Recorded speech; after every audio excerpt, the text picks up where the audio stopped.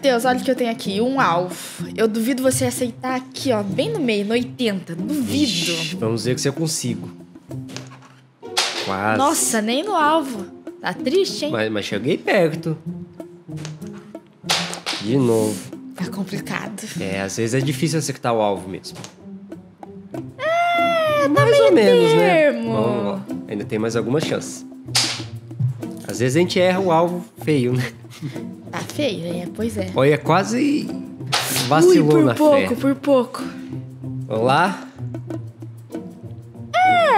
Vamos ver quantos pontos você tem aqui. Uns 80 pontos. Foi quase no meio se juntar os dois. Assim, na vida cristã, a gente sempre tenta acertar o alvo. Mas algumas vezes a gente não consegue. Mas o nosso objetivo deve sempre ser buscar não errar. Mas sempre isso só com a ajuda e força de Cristo. Isso mesmo.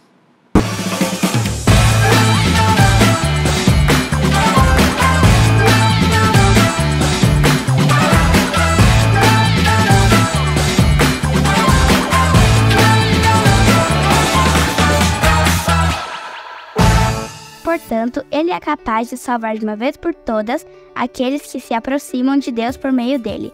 Ele vive sempre para interceder em favor deles. Hebreus 7:25.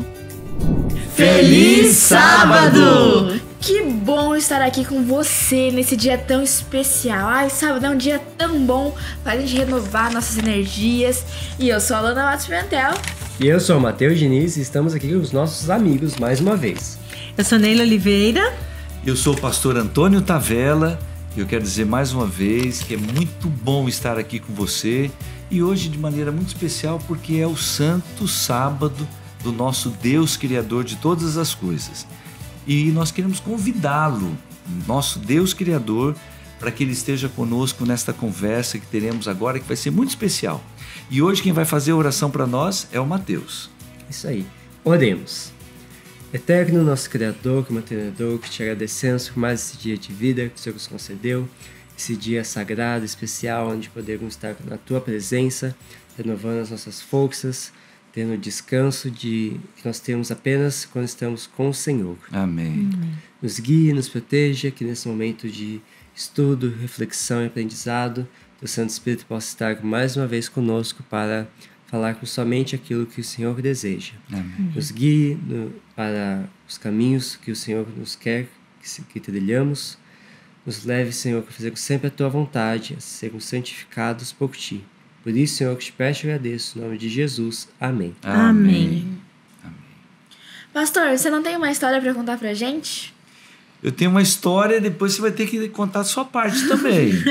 Ok. Gente, Vocês estão com um código assim? Não entendi. não. Parece que é coisa... Vocês vão entender. A hora que a gente dividir a história, eu acho que vocês vão ok. entender. Eu trabalhei muitos anos como professor de Bíblia, como capelão na educação adventista. E teve um colégio em especial, assim, onde eu pude trabalhar 5 anos, lá na Zona Norte de Porto Alegre. E os meus 3 filhos estudavam nesse colégio. Eu era professor, e aí os 3, assim, pequenos, eram alunos lá. E um dos meus filhos tinha um dom muito especial. Ele frequentava assiduamente a sala do coordenador de disciplina. E aí, como acontece, né, em todas as escolas, colégios adventistas, o aluno que fez alguma coisinha que não devia, vai lá, aí tem uma conversa e é registrado aquilo que ele fez. E eu trabalhando no colégio, gente, imagina o constrangimento, porque volta e meia o coordenador de disciplina diz assim: olha, pastor Tavella, a gente tem um registro lá, a gente queria que você fosse dar uma olhadinha para a gente trocar uma ideia, porque o seu filho passou por lá. E aí estava tudo registrado. Alguns anos depois, esse mesmo filho, já adulto, casado, ele voltou lá naquele colégio. Ele foi lá para fazer uma semana de oração. E ele chegou pro atual, naquele momento, né, o que era o coordenador de disciplina, uma pessoa totalmente diferente, e ele perguntou: vocês mantêm os registros aí de ocorrências disciplinares de muitos anos? E o camarada falou assim: mantemos sim. Eu falei assim: eu estudei aqui e eu gostaria de saber como é que está a minha ficha corrida aí. E aí ele dizendo: pai, eu não sabia se eu ria, se eu chorava, porque me deu uma vergonha.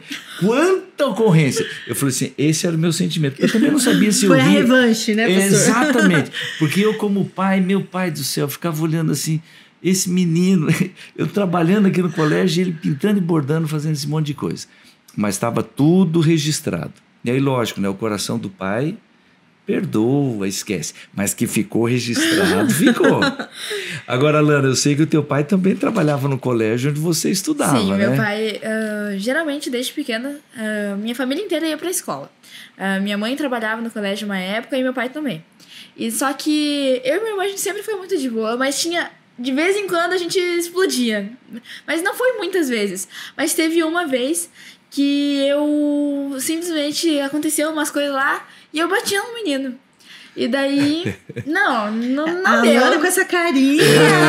Exatamente. Bati no menino, não foi. Me explodi e bati no menino. Só que eu não contei pro meu pai. O meu pai não ficou sabendo. Só que eu contei pra ele depois de um tempo. O meu pai não pôde fazer registro, porque, tipo, o meu pai, ele era coordenador disciplinar, vice-diretor, na verdade. E ele teria que me dar uma ocorrência, mas daquelas severas, sabe? Uma daquelas que, tipo, você não vai uns 3 dias pra aula, porque é violência, tecnicamente.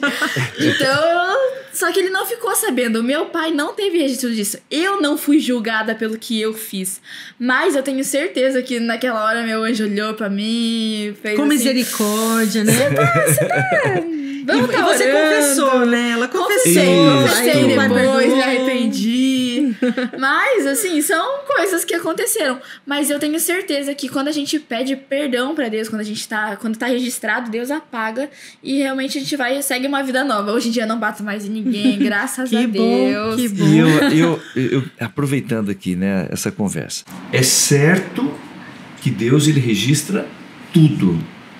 Mas também é certo, é uma promessa maravilhosa, né? Quando a gente confessa, quando a gente reconhece, com a mesma, diria assim, com o mesmo cuidado com que ele vai lá e registra, ele apaga. E essa é uma promessa linda da palavra de Deus. Está tudo registrado, mas o perdão dele supera qualquer registro que porventura haja do que a gente fez. E não são só as coisas ruins, né? Também são registradas as coisas boas.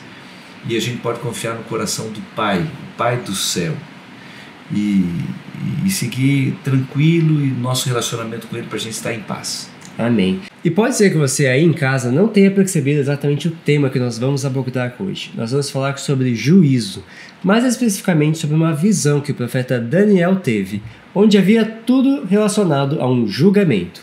Havia juiz, advogado e, acima de tudo, livros de registro sobre as ocorrências que aconteciam. Isso é muito interessante, né? Porque é uma garantia. A gente sabe que num tribunal, num juízo, num julgamento, os registros, eles são muito importantes porque eles servem como prova, né? Sim. E isso, pra gente que crê, né, num Deus justo, misericordioso, é uma garantia. Sem dúvida. E quando a Bíblia está falando a respeito do juízo de Deus, muitas pessoas recebem isso como se fosse uma ameaça. E é fato, a Bíblia está dizendo, olha, não se engane achando que você pode fazer alguma coisa escondida. Você pode esconder do seu pai, da sua mãe, você pode esconder, se você é casado, pode esconder do seu cônjuge, mas não tem como esconder de Deus. Isso aqui é uma coisa seríssima. Mas Deus não está apresentando isso como uma ameaça. Porque independentemente de que fosse registrado ou não, todos nós, lamentavelmente, na nossa condição de pecadores, nós cometeríamos erros. E Deus, ele registra e ele perdoa. Então veja, o nosso juiz é o nosso Pai do céu. Olha aqui, Alana. Ele está a nosso favor, né? Exatamente, exatamente. E ainda a Bíblia amplia, porque a Bíblia faz questão de dizer que o nosso advogado é o Senhor Jesus Cristo. E ele está intercedendo por nós. E alguém pode até pensar, o pai está com a cara fechada e ele vai executar o juízo. O pai nos ama, é um pai de amor. Exato. E todo esse cenário de juízo é na linguagem de Deus para vir ao nosso encontro, para dizer como é o processo da salvação. E isso acontecia lá no Antigo Testamento. Isso acontecia de forma assim muito visível, era uma ilustração muito impactante no ritual do santuário. todo o Antigo Testamento ele está construído em cima dessa demonstração do processo de salvação. Do processo de salvação que Deus ele revelou através do ritual do santuário. E ali tem o cordeiro que morre no lugar do pecador. Tem o sacerdote que recolhe o sangue do cordeiro e ele leva para dentro do santuário e intercede pelo pecador. Ser um sacerdote era alguém que estava intercedendo. E era como se ele estivesse diante de Deus dizendo: Pai, o pecador se arrependeu, ele teve o sacrifício do cordeiro, teve um sangue que foi derramado em pagamento para que ele pudesse ter perdão, e esse sangue está aqui na tua presença. E o Senhor, que é um Deus justo, o Senhor que é um Deus de amor, é o Senhor que vai julgar o pecador e vai resolver o problema do pecado. Então essa visão do profeta Daniel está falando sobre isso, a maneira como Deus lida com o pecador para livrá-lo da condenação do pecado. E evidentemente essa visão era para representar o ministério de Jesus Cristo no céu. Jesus Cristo é o cordeiro que morreu no lugar do pecador. E a gente vai até a cruz, a gente vê Jesus morrendo no nosso lugar. Derramou o seu sangue. E aí a Bíblia diz que Jesus ressuscitou e foi ao céu para fazer o trabalho do sacerdote. E agora ele está intercedendo e ele intercede por nós diante do Pai. Mas o ponto que eu quero destacar, eu já estou encerrando aqui a minha fala, é que tinha um dia especial no ritual do santuário, um dia no ano, que era chamado Dia da Expiação. Se a gente fosse colocar assim numa linguagem muito simples, seria para a gente dizer, é o dia do acerto de contas. Todos aqueles pecados que foram levados lá para dentro, eles também têm que ser retirados do santuário. E esse dia do acerto de contas, ele era chamado Dia da Purificação do Santuário. E esse dia do acerto de contas era um dia de juízo. Então agora vem o sumo sacerdote, que também é um símbolo de Jesus Cristo.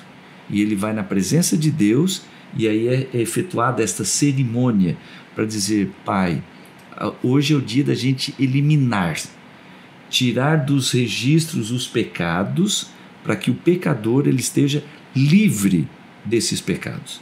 Essa era a obra do sumo sacerdote. E ele dizia, pelos méritos do sacrifício do pecador que se arrependeu, ele merece ser perdoado e esse pecado eliminado de uma vez por todas. E aí naquele dia cerimonial, esses pecados, simbolicamente, eles eram colocados em cima de um bode que era mandado para o deserto e ele morria no deserto.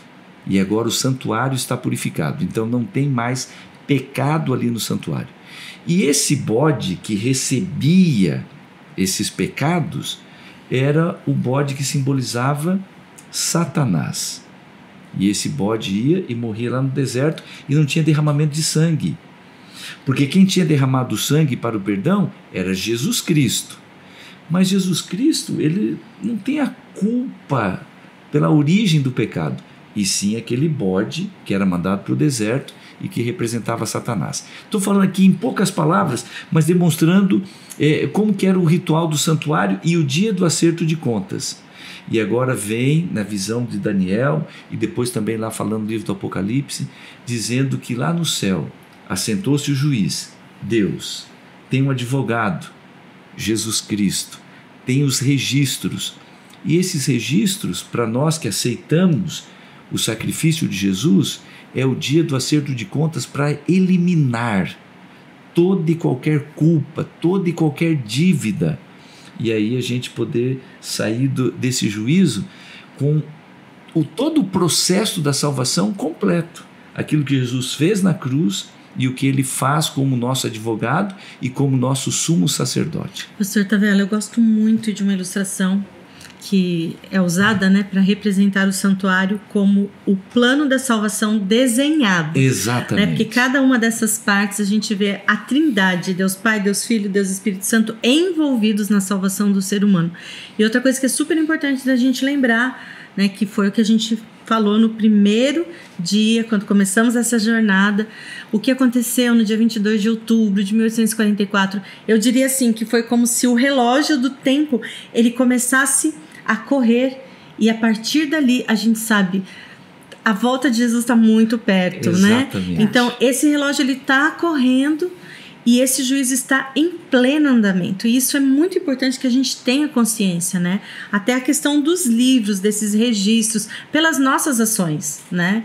Exatamente. É uma coisa importante da gente lembrar. E um fato que eu gostaria muito de destacar. O dia do acerto de contas era para o pecador que se arrependeu e aceitou o sacrifício. E agora eu vou colocar aqui para a nossa realidade. E aceitou o sacrifício de Jesus. Então agora a justiça de Deus em salvar aquele pecador, ela está sendo demonstrada para todos, porque está sendo resolvido. Quando a gente pensa no juízo que está acontecendo lá em cima, tudo que a gente pode desejar de todo o coração é que o nosso nome esteja lá no livro da vida, no livro daqueles que aceitaram o sacrifício de Jesus, que aceitaram o derramamento do seu sangue e que agora estão no dia da expiação, no dia do acerto de contas, para que toda a condenação e toda a culpa seja de uma vez por todas extirpada. Uma vez comentando isso com um amigo evangélico, ele falou, mas a cruz não foi suficiente? E a resposta é sim, aquilo que Jesus fez na cruz foi suficiente, mas o processo da obra de Jesus que ele está realizando no céu agora é tão importante quanto o seu sacrifício. Quando a gente olha lá para o ritual do santuário, a obra não terminava no sacrifício do cordeiro. Era apenas o começo. Era apenas o começo, exatamente. Então o que a gente toma posse lá na cruz é o começo da obra de Deus, de Jesus Cristo, realizando o seu sacrifício para ser nosso Salvador. Mas ele também realiza a obra de advogado, a obra de sumo sacerdote, e depois ele vem para nos buscar para que a gente esteja com ele para sempre. Exatamente. E todos esses negócios de registro, a gente deve pensar que não deve ser alguma coisa para apontar o dedo contra nós, mas algo a favor da nossa salvação, porque quando a gente quer ser salvo e a gente se arrepende do que a gente fez, Deus nos dá essa oportunidade pela graça da gente poder salvar. E é exatamente sobre essa salvação, a busca da salvação, não só nossa, mas de outras pessoas, que a gente vai ouvir um testemunho agora. Mesmo a Milena e a Mirelle sendo tão jovens, numa cidade que não tem presença adventista, elas não deram desculpas para trabalhar na obra de Deus e se comprometer com a missão.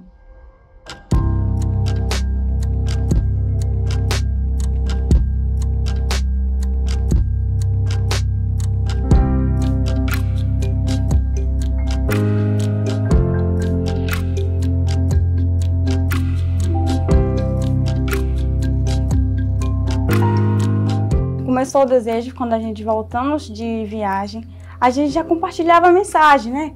Mas com os amigos, mas não era tão envolvido assim. Ao decorrer, o pastor veio conversar conosco e, enfim, ele deu a ideia da gente criar uma comunidade. E a irmã Messi auxiliou. Aí a gente percebeu que tinha mais amigos precisando de compartilhar, de entender mais um pouco sobre Deus. A maioria não são adventistas, mas sim amigos, colegas e vizinhos. A gente começou assim, com 4 pessoas na sala de casa, e quando tem muita gente agora, não tem como a gente fazer lá. A gente faz aqui na área, a gente compartilha a mensagem, tem momentos de dinâmica e também, e o que não pode faltar, é a comida. Sempre que eu posso, eu estou aqui junto com elas, no pequeno grupo, orientando, ajudando, e ver a animação das meninas me motivou muito, porque durante esses estudos eu pude ver, como eu sou professora aqui da cidade, eu pude ver alunos meus passando por um verdadeiro processo de transformação. Eu conheci a Milena e a Mirelle na escola, mas a gente não tinha tanta intimidade. Pastor, você não tem uma história pra Porém, contar com o pra futsal a gente se aproximou mais e elas acabaram me convidando para fazer parte do pequeno grupo. Antes eu nem conversava com elas. Aí conforme o tempo foi passando, elas foram me chamando, né, para fazer estudo bíblico e se aprofundar mais na Bíblia. Aí durante o período que elas foram embora, eu também comecei a ter depressão. Aí quando chegou um tempo que eu tentei, né, tirar a minha vida, aí depois de uma semana que eu tentei fazer isso, eu senti que o Espírito Santo estava me chamando. Depois disso, uma semana depois, eu comecei a ter mais intimidade com as meninas, voltar, né, a conexão que nós tínhamos. Aí ela chamou para aprofundar de novo na Bíblia, no estudo bíblico. O sentimento que eu tive ao ver meus amigos participando do PG foi a maior alegria. Muitas das vezes pensamos que não somos capazes, mas o seu amor é muito maior. Que privilégio servir. Na verdade, eu sempre estudei um pouco, só que eu não tinha muito entendimento. E como eu já tinha participado de vários outros grupos religiosos, e sempre um contradizia o outro, aí eu ficava assim, na dúvida. Aí eu comecei a importunar elas com as perguntas. Quando eu comecei a me aprofundar mais, é uma sensação que você quer sentir a vida toda. Conforme eu fui sentindo, né, eu fui me aprofundando cada vez mais. Aí, conforme esse tempo foi passando, o inimigo sempre esteve colocando na minha cabeça, me lembrando do meu passado. Só que aí eu sempre persisti falando que o único amor verdadeiro que eu tenho é Jesus Cristo. Nos estudos bíblicos, a gente repassava o que a gente sabia, eu e a minha irmã. E através disso, eu entendi que conforme a gente ia passando os estudos, a gente também aprendia com eles. O nosso objetivo de dar e compartilhar esses estudos é para que eles se entreguem a Cristo. Mudei os meus princípios, a minha conduta, fortaleci a minha fé, a minha vida espiritual. Melhorei a minha vida, né? Eu comecei a não resmungar mais, porque eu era muito desobediente, eu não gostava muito de ouvir minha mãe. Eu encontrei um conforto, sabe? Um apego. Um amor que eu buscava em pessoas, mas eu tinha que cobrar. E eu descobri que em Deus eu tinha de graça, eu não precisava cobrar dele. E qual foi a sua maior gratidão, Jesus? A minha vida, ele ter salvado.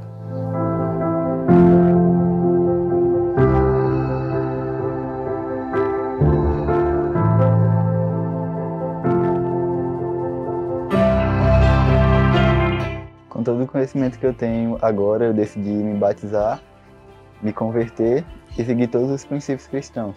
Eu sou muito grato pelo que a Milena e a Mirelle fizeram por mim. Eu espero poder retribuir isso e também fazer isso por mais pessoas. Agora a minha decisão é batizar, porque como diz em Marcos capítulo 16, aquele que crê e for batizado será salvo. Nosso maior sonho é que aqui no Jardim possa abrir uma igreja, mas também não é qualquer igreja, mas sim aquela de jovens e sim de toda a comunidade que vive a falar do amor de Cristo, sejam missionários. Uau, que testemunho surpreendente esse da Mirella e da Milena, que fizeram um PG na varanda de casa e assim conseguiram salvar a vida de uma amiga. Imagine o registro dessa história.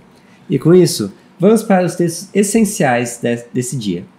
É isso aí. Vamos lá, o primeiro texto está na página 205, do capítulo 28, que a gente está estudando hoje, e começa com o seguinte texto: anjos de Deus testemunham cada pecado e o registram. Podemos negar nosso pecado, escondê-lo do pai, da mãe, da esposa, dos filhos e de amigos, mas ele permanece completamente exposto diante do céu. Deus não se deixa enganar por aparências, ele não erra. Mas tem a continuação, né? O outro texto aqui que traz muita esperança pra gente. Vejam só, tá na página 206. A intercessão de Cristo por nós no santuário do alto é tão essencial para o plano da salvação quanto foi sua morte na cruz. Por meio de sua morte, ele começou a obra que ascendeu para completar no céu. Devemos entrar pela fé no santuário. Ali, a luz da cruz se reflete. Ali, adquirimos uma visão mais clara dos mistérios da redenção. Fantástico, Amém. né? Amém. Que coisa mais linda. É como a Bíblia fala, a Bíblia ela vai se encaixando, assim, as peças, elas vão se complementando. Quanto mais você recebe, quanto mais você vai estudando a Bíblia, mais você vai aprendendo, mais você vai entendendo. E você entender o amor de Cristo, isso pra nós é quase impossível, né? Porque o amor dele é infinito, a gente não consegue entender. Mas pelo menos você sentir o gostinho do que é ser amado de verdade por Cristo é uma coisa sensacional. Mas então, a gente tem uma base que ela vai fazer uma pergunta pra você, Neila, e você vai responder pra gente. Venha ver a base. Olá! Olá! Nós somos os adolescentes da Igreja das Mangueiras, Tatuí, São Paulo. e nós gostaríamos de saber quais são os 3 livros mencionados na cena do juízo. E é isso aí, quero agradecer aqui especialmente a base das Mangueiras, aqui de Tatuí, que além de ter feito uma pergunta ótima, muito importante, ainda nos emprestou com muito prazer a sala deles para poder fazer esses vídeos nesses 10 dias de oração. E com isso, qual é a resposta a essa pergunta? Então, a gente fica imaginando, né, quantos livros, então, quais são esses livros? O primeiro é o livro da vida, que é o livro no qual o nosso nome foi escrito ali quando nós aceitamos Jesus. O segundo livro é o livro memorial, onde ficam todas as boas ações, né? Então, que legal isso, né? Ter o registro. De pequenininho eu via, olha, seu anjo tá anotando, né? E quando você fazia alguma coisa errada, olha, seu anjo agora ficou triste, tá anotando. Que realmente seria o terceiro livro, o livro de registros dos atos errados, né? Não só daquilo que foi praticado. Eu acho muito interessante isso, como Deus conhece o nosso coração. Então tem também as coisas assim, que em intenção, né? Se nós tivemos uma influência errada sobre as pessoas, se nós negligenciamos um bom conselho que devíamos ter seguido. Mas esse livro de registros aí, né, dos pecados, a gente tem também aquela garantia de Deus, né, que quando a gente se arrepende, quando a gente pede perdão, então esses pecados, eles são riscados, vamos dizer assim, né? E no juízo final a gente pode ter certeza de uma coisa: a lei de Deus vai ser a base para tudo. Então, tendo os registros, se a gente imaginar ali o julgamento, tem tudo registradinho, tudo garantindo a nossa salvação. E, vamos dizer assim, nós somos aceitos, né, de forma completa por causa desses registros que estão no céu. Amém. Pastor Tavella, uma pergunta para você.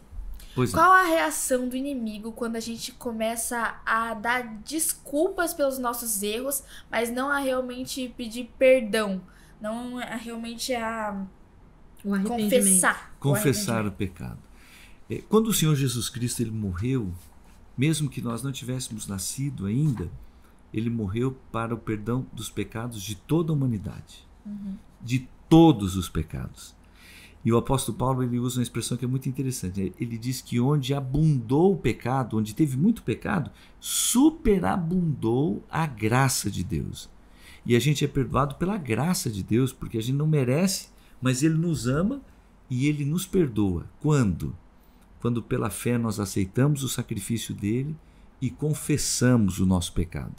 E o confessar o pecado na Bíblia, ele é antecedido por reconhecer o pecado.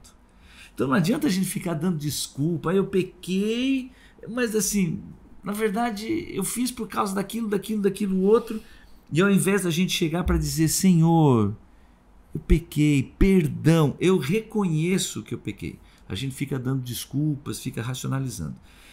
E aí a sua pergunta é, como que o diabo lida com isso? Eu fiquei muito impactado com a frase que está aqui no livro, dizendo que o diabo zomba de Jesus Cristo. Não é da gente, né, pastor? Ele zomba de Jesus, dizendo, olha aqui, o que você fez está sendo desperdiçado.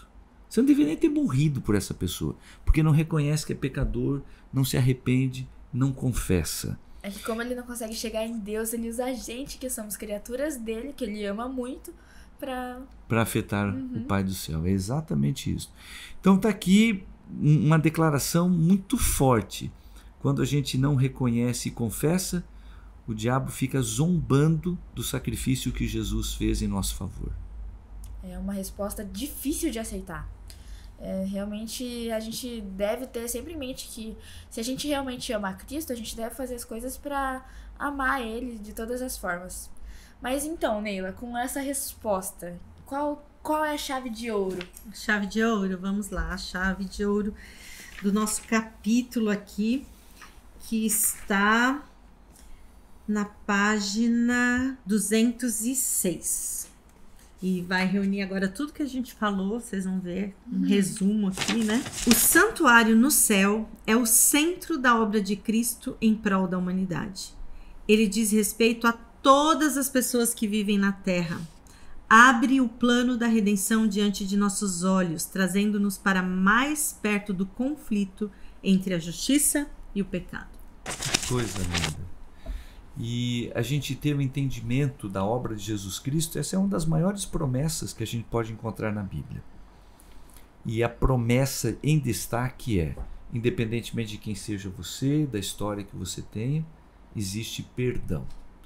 E é confiado nesta promessa que eu quero compartilhar mais um texto da Palavra de Deus com você que está nos acompanhando. É um texto muito conhecido, mas muito significativo. Está em 2 Coríntios, capítulo 12, verso 9. Isto aqui é uma frase de Deus para o apóstolo Paulo. E olha que promessa linda para todos nós. Diz o seguinte: mas Deus me disse, o apóstolo Paulo escrevendo, a minha graça é suficiente para você, porque o meu poder se aperfeiçoa na fraqueza. Quando eu olho para essa promessa, a primeira coisa que eu ouço Jesus dizendo para mim é: não desista. Eu sei das tuas fraquezas, eu sei das tuas limitações, mas existe perdão à sua disposição. Sempre haverá chance de você começar de novo, e de novo, e de novo. Porque a minha graça é infinita e ela é suficiente para te perdoar e para te salvar. Você que está me ouvindo nesse momento, talvez em algum momento na sua trajetória e na sua vida tenha se sentido sobrecarregado pelas acusações do inimigo, dizendo: olha, você errou de novo, você continua pecando, não tem salvação para você. Mas a palavra de Deus vem ao nosso encontro para dizer: não desista, existe perdão e salvação sim, para você e para mim. Eu desejo do fundo do coração que você não desperdice esse presente maravilhoso. E eu quero encerrar fazendo uma oração, mais uma vez, para a gente poder dizer: Senhor, muito obrigado, e fortalece a nossa caminhada aqui nesse mundo, na jornada em direção à vida eterna. Vamos orar. Pai do céu, nosso Deus, obrigado pela salvação em Jesus Cristo, obrigado por tua graça infinita, e muito obrigado porque nós podemos começar sempre novamente, confiados no teu perdão e na salvação que o Senhor nos oferece. Fortalece a cada um de nós na nossa caminhada e que o inimigo não tenha vitória sobre a nossa vida. É a nossa oração em nome de Jesus. Amém. Amém. E antes de encerrar verdadeiramente, quero deixar um desafio para você. Nas suas conversas com Deus, lembre-se de pedir perdão pelos seus pecados, inclusive por aqueles que parecem tão insignificantes. E acima de tudo, ore também por alguém que te magoou. O perdão, além de ser recebido, também precisa ser dado. E até amanhã. Tchau, tchau.